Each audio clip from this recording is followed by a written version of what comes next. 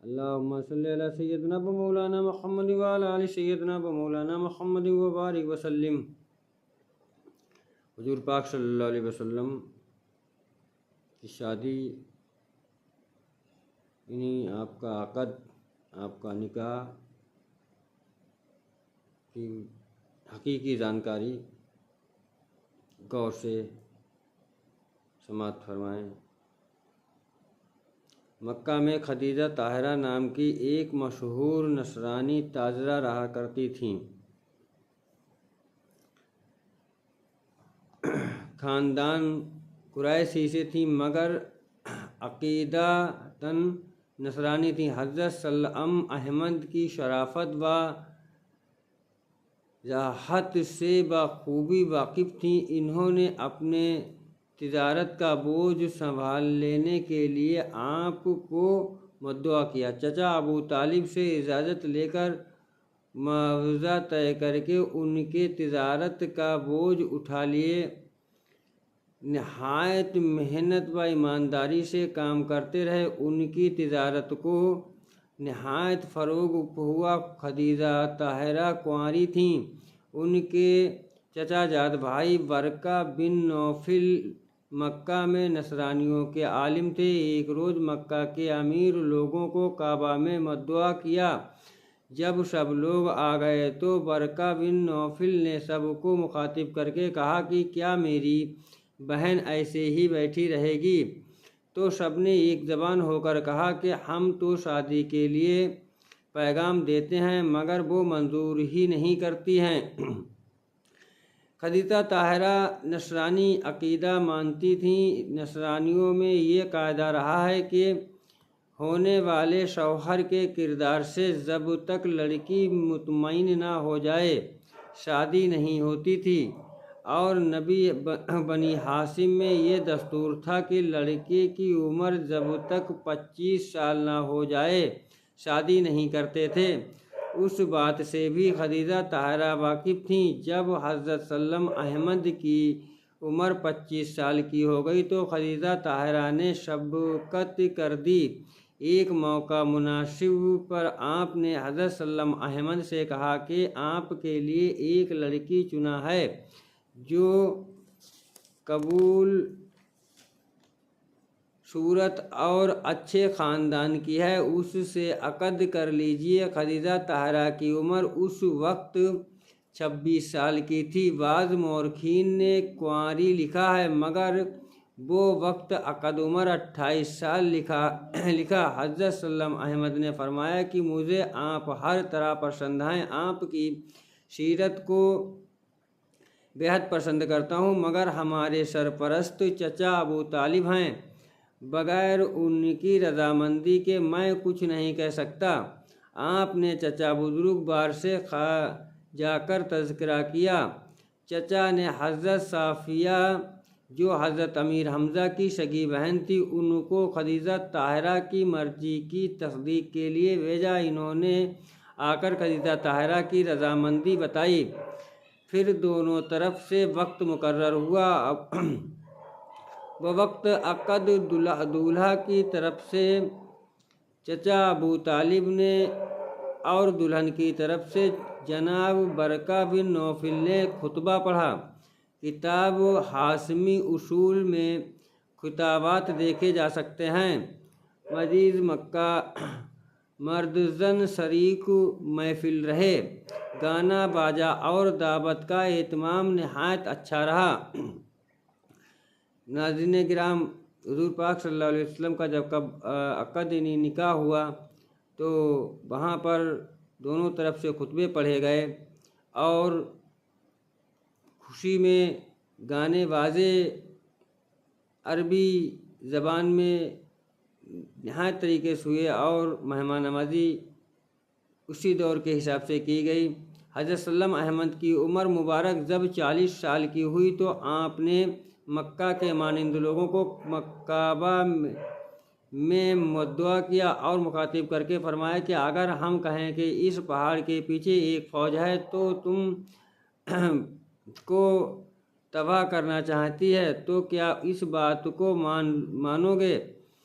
تو سب نے کہا کہ ضرور مان لیں گے، کیونکہ تم کبھی جھوٹ نہیں بولتے اور سب امیر و غریب سے ہمدرد ہو۔ سب لوگ صادق اور آمین مانتے ہیں۔ تب آپ نے فرمایا کہ اس بات کو مان لو کہ انی رسول اللہ۔ اس وقت ابو بکر نے محمد ہونا مان لیا، کہہ دیا کہ اشہد ان محمد رسول اللہ۔ تب سے محمد ہی کے نام سے دنیا جانتی ہے۔ قاعدہ ہے سب سے اونچے مرتبے پر جو نام ملتا ہے اسی نام کا استعمال تذکرے میں پیدائش سے انتقال تک کہا جاتا ہے۔ ایک دانشور نے لکھا ہے کہ الحمد سے محمد صاحب کا ذکر سورہ فاتحہ میں ہے، یہ بات حق ہے۔ لہٰذا سب موافق و مخالف نے آپ کا نام محمد ہی استعمال کیا، حالانکہ ایک مخالف منافق نے محمد ہونے کا انکار کیا ہے۔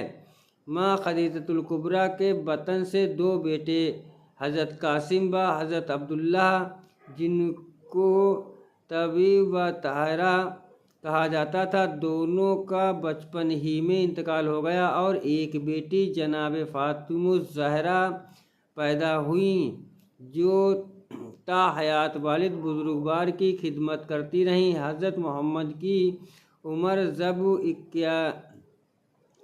51 سال کی ہو گئی، اسی سال ماں خدیجہ اور چچا ابو طالب دونوں کا وصال ہو گیا۔ آپ کی زندگی میں حضرت محمد کو کوئی آنکھ نہ دکھا سکا۔ آپ کا سبق ملک عرب سے باہر بھی پھیل گیا۔ حضرت ابو طالب علیہ السلام کے رحلت کے بعد مکہ کے کچھ بدکردار لوگ آپ کو تکلیف پہنچاتے تھے۔